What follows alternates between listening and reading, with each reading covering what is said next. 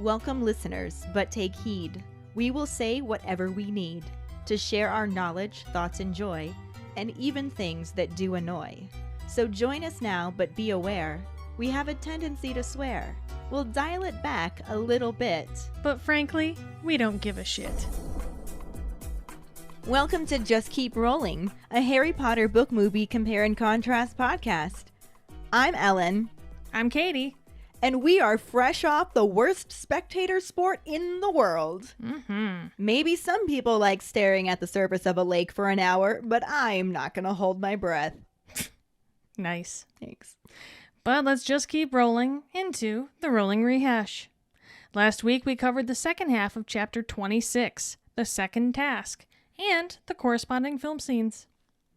Magical revisionist history left Harry scrambling when it came time to actually face the merpeople. The bubblehead charm gave us a good clue as to what Hogwarts looks like in the time of a global pandemic. The Champions Gate crashed the lamest block party ever at the bottom of the lake, while the spectators above are throwing the shittiest watch party ever. Cho is saved by Cedric, only to almost drown again by forgetting to use her hands to swim instead of wave. Hermione decides to write a book about ignoring guys who literally just showed you how much they care by getting you kidnapped. Luckily, Krum doesn't even know how to read. And in a life or death tournament where a 14-year-old who didn't actually enter is forced to compete and has already almost been barbecued by a dragon, people sure are judgy about how seriously he took his egg clue. During episode 97, Grindylow Fiasco, our Potter pondering was, since Dumbledore can speak Mermish, if he were to go underwater and make those same noises, would it sound like English? Hi, this is Ashley, a new listener responding to the Potter pondering. I'm going to guess and say that would probably sound like rubbish underwater because underneath water, even Harry trying to say spells in the book, it didn't come out right, and it, sounded kind of funny. But possibly, maybe it has something to do with the words that the Mermish people are trying to say above water sound different coming, through the air than it would do through water. So I don't know. I think maybe Dumbledore hollering and screaming underwater would sound like Dumbledore hollering and screaming underwater. But that's just me. Hello, it is the support badger here calling to leave a message about whether or not I think that the noises Dumbledore was making, if he spoke them underwater, would it sound like English? And I'm very interested by this Potter pondering, but what I think is no, because when Harry's underwater in the book, he doesn't hear them talk. Like, they mime stuff to him, right? Because when he tries to talk, it comes out as bubbles. So I think that with the egg had that, inner bubble thing, and that was something special that, yes, it sounded like Mermish when he opened it. It was screeching, but when he put it underwater, that bubble had something magical about it because voices weren't actually talking. That didn't quite make sense the way that I wanted it to make sense. But basically, nobody was actually, there breathing the words to life. So they were able to make a sound. But when Harry was underwater and he was trying to talk, it always just came out as bubbles. That's what I'm saying. I don't think that if Dumbledore went underwater, it would sound like English. No, I don't. I think that it would be different. Maybe if he took gillyweed and he had to, speak through his gills instead of his lungs, be very fishy. Yeah, so in short, I don't think so. I think that it would be some other kind of communication that he would have to talk to them through. And I also think that J.K. didn't really think about it a lot when she wrote it. But, yeah, I think it's really cool that Albus speaks Mermish, though. So useful above water, but less useful underwater. So that's all I got. Hey guys, it's Mike calling in my Potter Pondering. First time calling in. not super psyched to hear myself on the next podcast, but apparently that's what we're doing these days. I think that when Dumbledore is speaking Mermish, I feel like the mermaids, like Harry was speaking just straight English to them underwater, and they totally understood him just fine, and they were able to speak basically English back. So my thinking is, by Dumbledore putting on all that screechy voice, whatever, when they're above water, I don't think that's him speaking Mermish. I think that's just him copying their accent, basically. So, like, he's basically just that asshole at dinner who pronounces, like, the Italian foods with an Italian accent, you know? Anyway, that's my thought about that. So, yeah, bye. Hey, Keighty. Hey, Ellen. It's Jackson here. So, this week's Potter Pondering, yeah, it's clear that Dumbledore can speak Mermish, but in the book, we see Harry speak English to the merpeople when they're underwater, and they respond in English. So, I think Mermish as a language is, when it's the shrieking, is only above ground. I think that when they're underground, it just translates to English, and so I think Dumbledore, like Harry, if he went underwater, would just speak English. And that's just how I feel about it anyway. Thanks, guys. Hi, this is Michaela, Jackson's sister. How are you guys going? This is going to be my first ever voice recording for a Potter Pondering. Anyway, thinking about your question about how it would be possible if Dumbledore were to speak Mermish underwater, it would come out as English. But I sort of thought about this with Jackson as well, and as you wrote both in the film and in the book, Harry is actually just speaking to them underwater in just plain English, and anyway, like, I think it would just be the same for Dumbledore. Like, maybe it's different for above ground and underwater. Like, above ground, Dumbledore probably has to speak Mermish, as, remember in the song they say they cannot sing above the ground. It all comes out as just painful screeches, whereas, like, you know, underwater, if he just spoke normal English, the mermaids can understand him clearly. So, yeah, that's pretty much my thoughts about that question. Thank you to our keepers who called in their responses. We really love getting to hear your voices and hope that we keep hearing some new ones. Right? Also, thank you to those of you that respond on our Facebook page. We love getting to interact with you and read your wonderful thoughts. Our trivia question last week was, what is the title of the article that Rita Skeeter wrote about Harry and Hermione? The title of the trash article was Harry Potter's Secret Heartache. Congratulations goes to Jackson Miller. Woohoo! He really is starting up a streak, as this is his second week in a row. Maybe he'll keep it up and get this week too and move on to week 3. We shall see. For now, let's just keep rolling into the first half of Chapter 27, Padfoot Returns, and the absolutely no corresponding film scenes. Chapter 27, Padfoot Returns, Part 1. After the second task, everyone really wants to hear details about what happened underwater, and for once Ron gets to share in the spotlight with Harry, who notices that his story changes a little each time he tells it. It started out apparently truthful, with the information that Dumbledore put them all in a bewitched sleep in McGonagall's office, assuring them that they would wake up once back above the water. A week later, he's telling a thrilling tale of kidnap, where he struggled against 50 armed merpeople that beat him into submission and tied him up. He insists to Padma that he had his wand hidden up his sleeve and could have taken the mer-idiots on at any time. Hermione, who is annoyed about being teased for being the thing Victor Crumb would most miss, calls Ron out, wondering if he was going to snore at them. This embarrasses him enough to switch back to the original version of the story. As they head into March, the weather dries out, but a cruel wind replaces the wet. Owl Post is delayed because they keep getting blown off course, and the brown owl Harry sent to Sirius with a Hogsmeade date shows up on Friday morning with half its feathers sticking up the wrong way. Harry retrieves Sirius's reply and reads for them to be at the end of the road out of Hogsmeade, past Dervish and Bangs at 2 o'clock Saturday afternoon, and to bring as much food as they can. The trio can't believe he's come back to Hogsmeade, worried he will be caught, But Harry is also pleased with the idea of seeing his godfather again.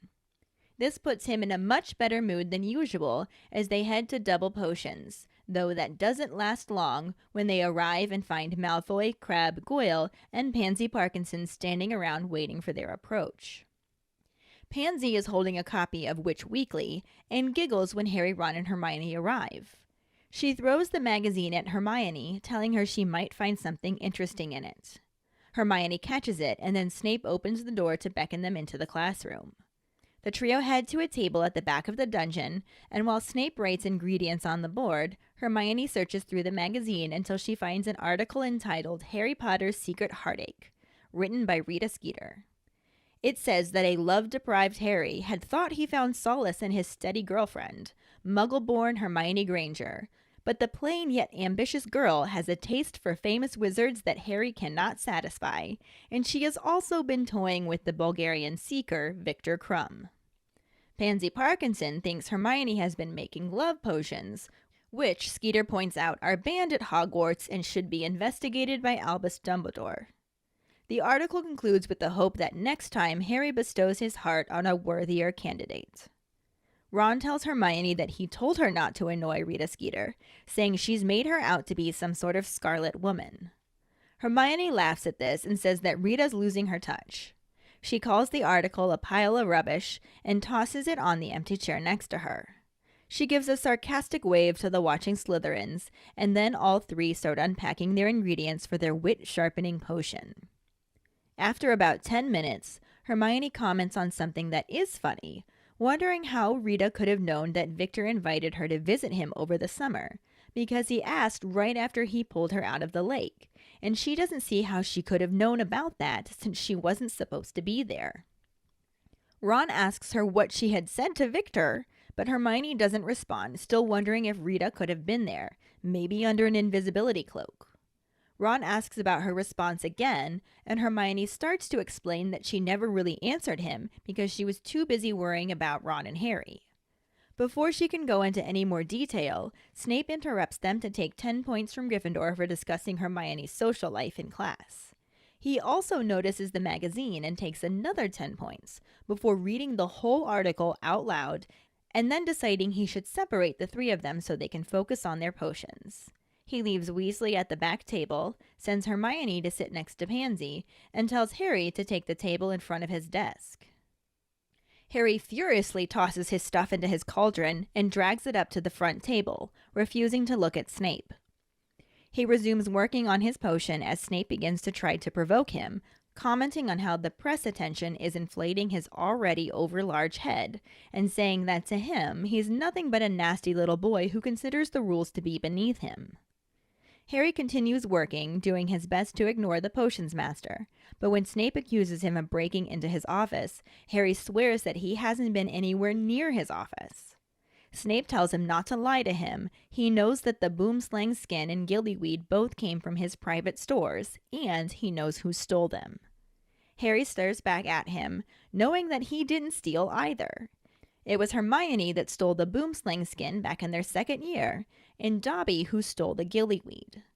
Harry tells him that he doesn't know what he's talking about, and Snape insists that he knows he was out of bed the night his office was broken into, and though Moody may have joined his fan club, he will make him pay if he takes another nighttime stroll into his office. Harry coolly tells him that he will keep that in mind if he ever gets the urge to go in there, and Snape reaches inside his robes to pull out a small crystal bottle of a clear potion. He asks if Harry knows what it is, and when Harry says no, he explains that it's a very powerful truth potion called Veritaserum. If he suspects Harry again, it might end up in his evening pumpkin juice, and then they will find out if Harry's been in his office or not. Harry says nothing and returns to working on his potion, feeling very nervous about what would come out if Snape did slip him some truth potion. His thoughts are interrupted by a knock at the door, and when Snape says enter, Karkaroff comes into the room looking very agitated. The Bulgarian headmaster tells Snape that they need to talk, barely moving his lips. Snape tells him that they can talk after his lesson, and Karkaroff decides to hang around for the rest of class to prevent Snape from slipping away. Harry deliberately spills his armadillo bile 2 minutes before the bell so he can duck behind his cauldron and clear it up, and hear what Karkaroff has to say. As everyone else leaves, Harry listens as Snape asks Karkaroff what's so urgent. Karkaroff pulls up his left sleeve and shows Snape something, saying that it has never been that clear, and Snape cuts him off to tell him to put it away. Karkaroff tries to argue with him, but the potions master notices Harry and wants to know what he's doing. Harry innocently explains that he's clearing up his armadillo bile, and Karkaroff turns to leave. Not wanting to be left alone with an angry Snape, Harry rushes out too so he can tell Ron and Hermione what he just saw. As there are no movie scenes for this section, we are just going to discuss the first half of the book chapter and make parallels where we can. Yeah. I mean, what else can we do? There are a few ways that it ties in, but overall this is mostly just left out of the movie. Yep. The book starts off letting us know that Harry is happy that, after the second task, Ron is able to share the attention with him. Everybody wants to hear the details of what happened in the lake because they couldn't fucking watch it. Yeah. But Harry notices that every time Ron tells the story, it changes a little bit. Just a smidgen. Not so much that you would notice, but you totally notice. You totally notice because at first the story matched Hermione's pretty closely. Mm-hmm. The hostages were put in a bewitched sleep and told they would wake up when they were above water again. After about a week of telling this story, Ron started talking about kidnapping by 50 armed merpeople who beat him into submission. Just minor changes. No big deal. Just little bitty. Taking artistic liberties. That's Just all. a few. Yeah. Padma's more interested in Ron now that he's getting all this attention. And she makes it a point to stop and talk to him every time she sees him in the halls. Oh, of course. And he tells her that he had his wand up his sleeve the whole time and could have taken on those mer idiots anytime he wanted. I bet he coulda. Bet he could have. He could have taken them down. People keep teasing Hermione about being the thing that Victor would miss the most, so she's pretty annoyed and snaps at Ron like, what, were you gonna snore at him? Now, see, we're getting a lot of sassy Hermione. That was a wand drop right there. Yeah. This actually successfully embarrasses Ron and he reverts to the original story. I mean, that makes sense. Yeah. It was a nice try though, Ron. It wasn't. I think you went a little far at 50 armed merguards. And what, did they come get you out of bed? They're mermaids. I know. I just imagine them dragging themselves, Ursula style, dragging themselves across the boat land. Come on.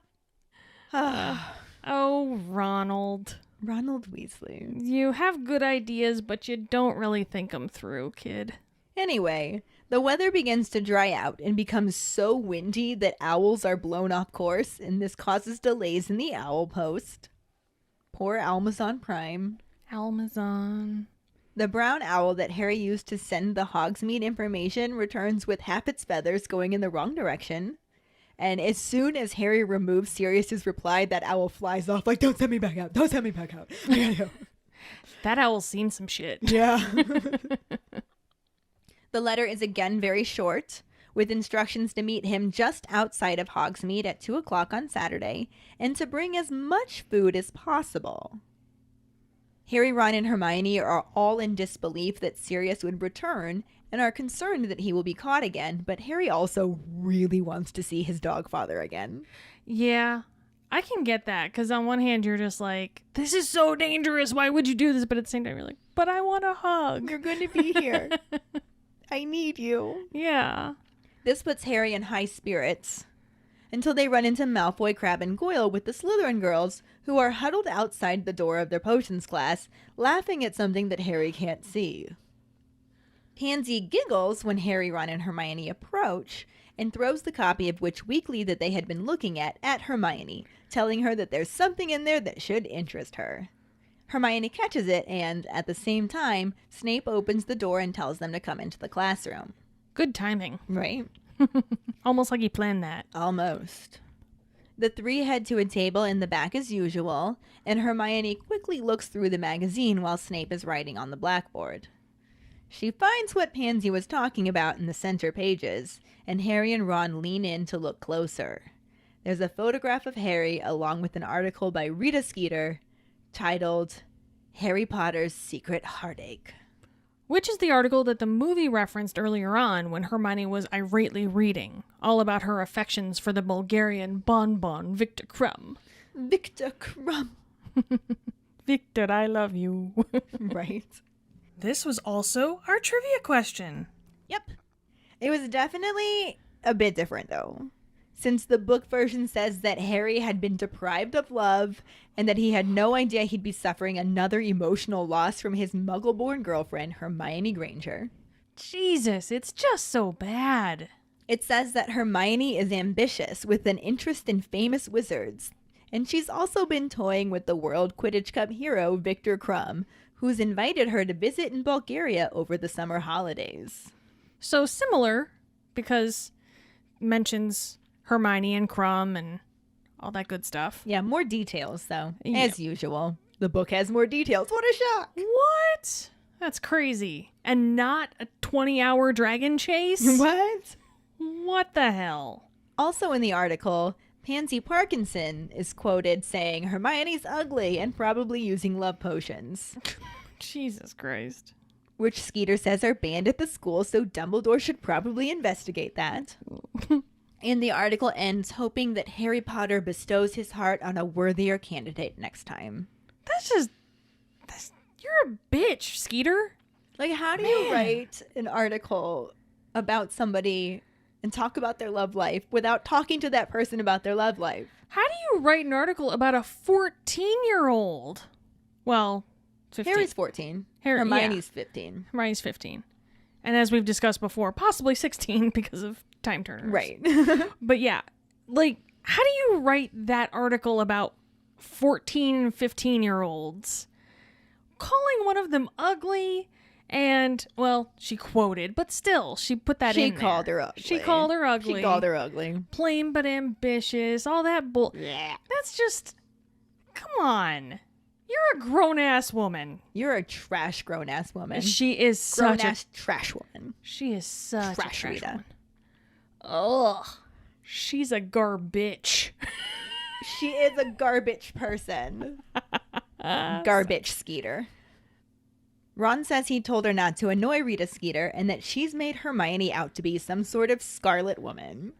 Oh, yeah, because that's what everyone thinks when they see Hermione is, Scarlet woman. boy, what a hussy. Hermione thinks that's hilarious too. And Ron's Yeah. just like, what? That's what my mom calls him.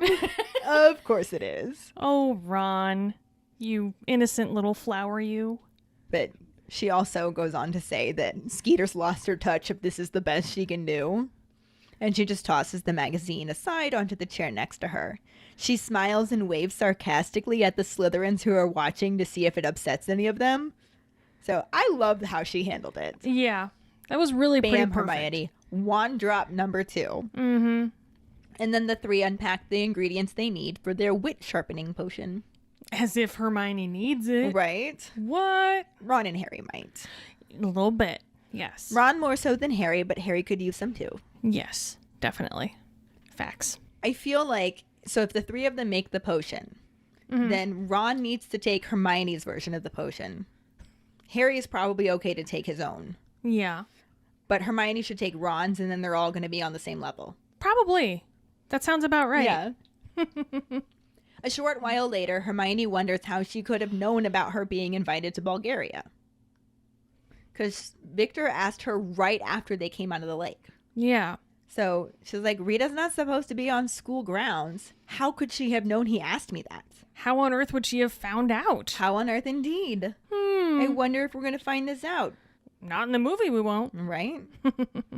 But Hermione reiterates their previous wonder if maybe she has an invisibility cloak. It is a thought. And really, the only logical one, it would seem right now. Yeah. No, I agree. And Ron's just sitting there this whole time like, what'd you say to Crumb? Like, he asked her multiple times, and she's just, like, not answering him. And then finally she's just like, okay, well, I never really said anything to him at all because I was more worried about you and Harry coming out of the lake. Yeah. So, unfortunately, it's at this point that Snape walks up. Of course he does. And he mocks Hermione's social life and takes 10 points from Gryffindor for talking about it in his class. Dude, do we want to really start judging people's social lives? Because I don't think Snape's got a very good one himself. It's jealousy. Totally jealousy. Totally. This 15-year-old girl has a better social life than he has ever even dreamed about having. Because he was supposed to get asked to Bulgaria by Victor. Yes. That is what I meant. But he also ends up taking another 10 points away when he sees the copy of Witch Weekly under the table. He then reads the article out loud to the whole class. Of course he does. Which makes it seem way worse than it initially was. Mm-hmm. So Hermione went from her wand drop moment of sarcastic wave to actually blushing because it's just terrible coming from Snape's mouth. Well, and it's in front of everyone. Oh my god, could you just imagine Alan Rickman reading this? I think you know what my response to that is. Newell! Newell! But Snape also decides that he needs to separate the trio so they can focus on their lesson and not their tangled love lives. So he leaves Ron at the table that they're at. The asshole moves Hermione over to sit next to Pansy Parkinson because that seems like a good idea. Of course. And he tells Harry to move to the table right in front of his desk. So Harry does so very angrily, pointedly not looking at Snape, and resumes working on his potion. Snape decides to goad Harry, saying that the press is inflating his already overlarge head, and that not everybody in the wizarding world is impressed by him, that to him, Harry will always be a nasty little boy who considers the rules to be beneath him. Wow. Dude, you're a grown-ass man. Is he, though? Well, legally. Legally, by the standards of time. Yeah. Other such reasons that I can't think of right now. Yes, he's a grown-ass man. And this is not a Snape that we ever saw in the movies. No, not at all. They never made him this cruel. No, this is a new level for Snape. It's not necessarily a new low, but it's a new level. Yeah. He's going down. Yeah. I'm yelling timber. No, Ellen. Just no. Okay. So Harry's hands are slightly shaking out of anger while he continues working on his potion, still trying to ignore Snape, when the professor quietly accuses him of breaking into his office. Harry snaps, says he hasn't been anywhere near his office, and Snape accuses him again of taking boomslang skin and gillyweed from his personal stores. Yeah. I have to say I'm surprised at Harry. Like, I'm proud of him for, like, taking that long to snap, but then not necessarily jumping on top of these accusations either. Honestly, the choice to ignore him was very good, and he did that far better than you would expect hot-headed Harry to be able to. Yeah. I wish we could have seen Daniel do this. Right? I really do. Because he's determined to not look guilty as he stares back at Snape, even though he wasn't the one who stole either of those things. It was Hermione who stole the boomslang skin for their polyjuice potion in their second year, and Dobby who stole the gillyweed for Harry. It's interesting, though, because this brings back to when Myrtle mentioned the polyjuice potion earlier on in the film.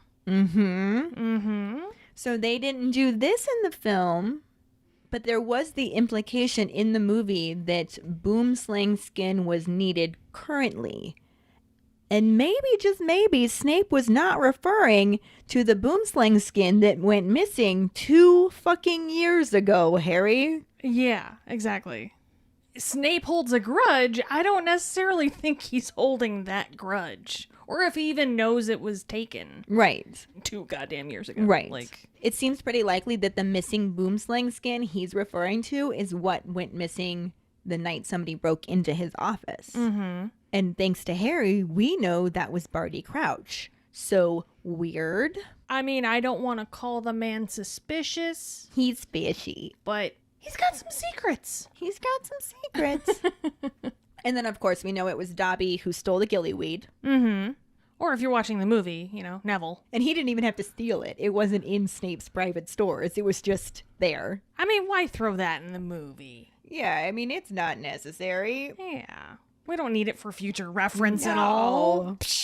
Could you imagine, though, Neville breaking into Snape's office? I love the idea of it. I feel like that right there would be the proof, all the proof that we need that Neville is Gryffindor. Right?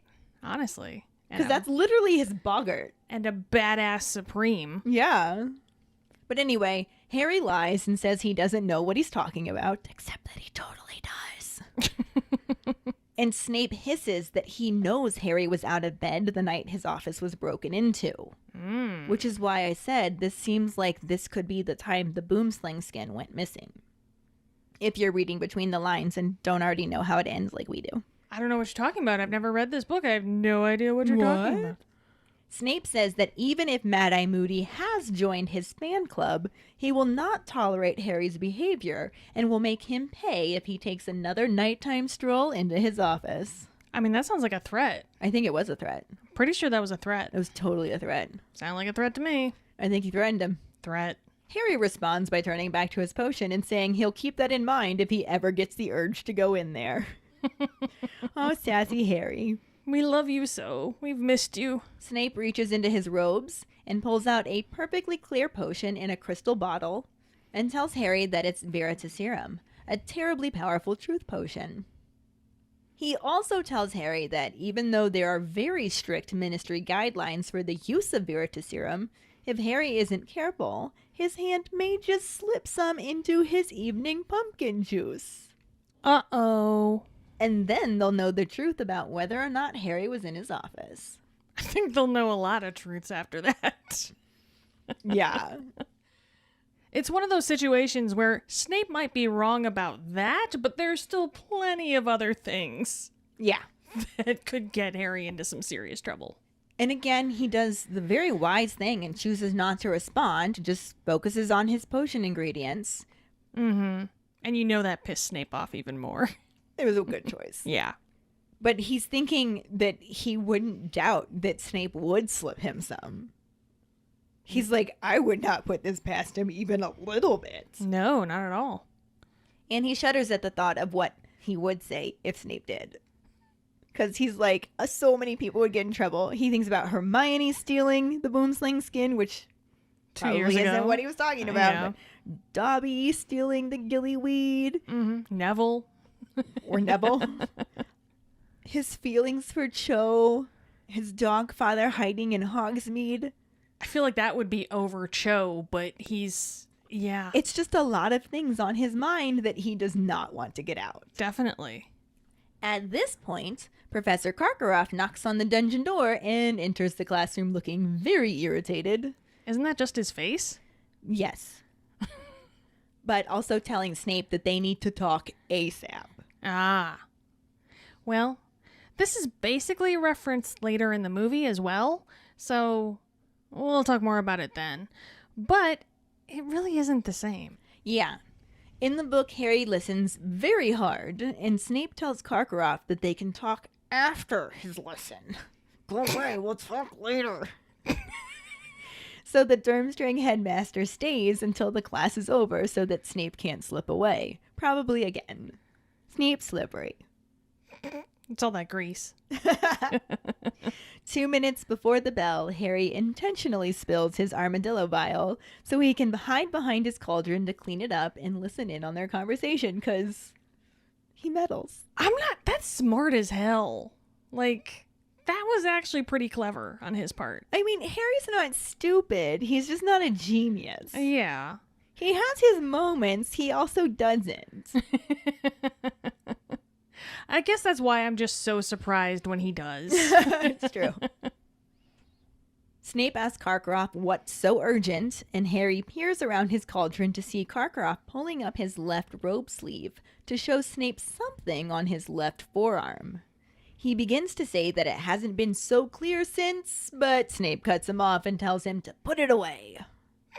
Karkaroff presses the subject, and Snape tells him that they can talk later, and then notices Harry and is like, what the fuck are you doing here? I just cleaning up some armadillo bile, sir. I ain't doing nothing. I swears. Exactly. Very innocently.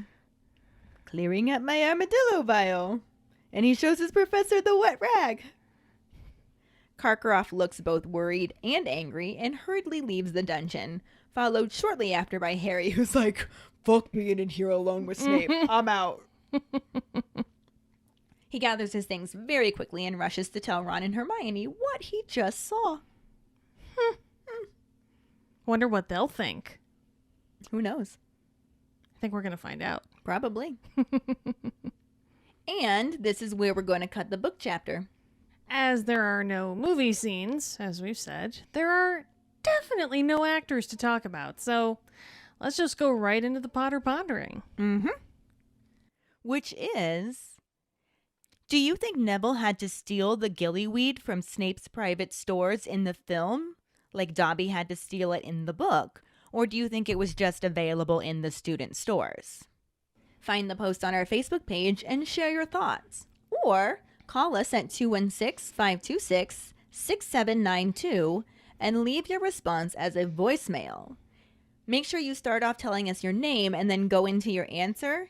And as we've mentioned before, you can also record it and email it to us at justkeeprolling@gmail.com if you are long distance and cannot make that phone call.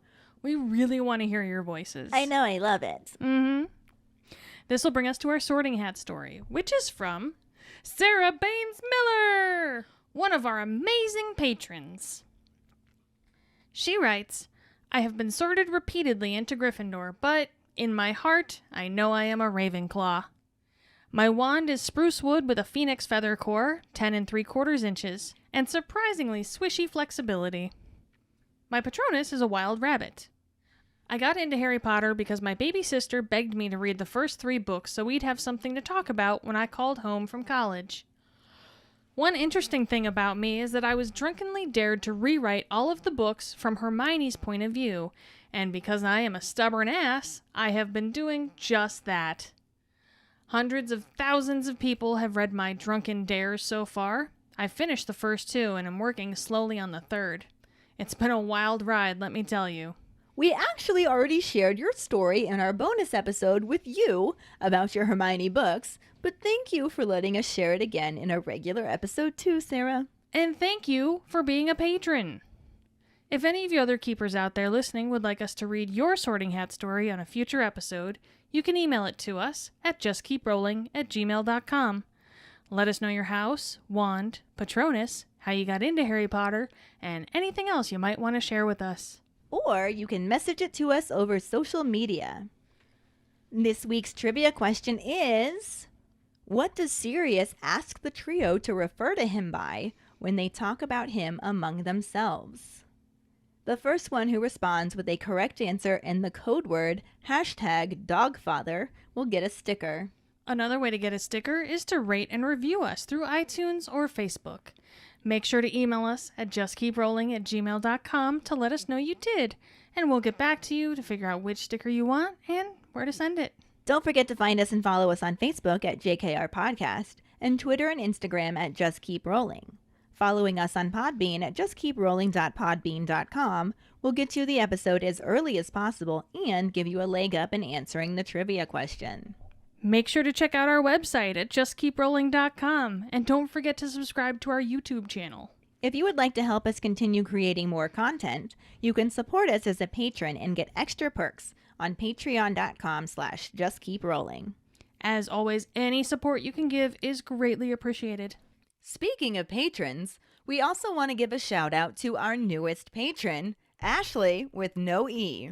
Oh my gosh, Ashley is amazing. She has already been so active in the group chat, and she's just so funny. I love her to death. Seriously, you're awesome. We are so happy to have you join our group and our Just Keep Rolling family. It's so good to have you with us, Ashley. Thank you so much for becoming a patron. And join us next week when we talk about the second half of Chapter 27, Padfoot Returns, and the corresponding film scene that has nothing to do with the book chapter but didn't really fit in anywhere else. Thanks for listening. We hope you hear us again. I'm Keighty. I'm Ellen. Until the next time, Just keep rolling.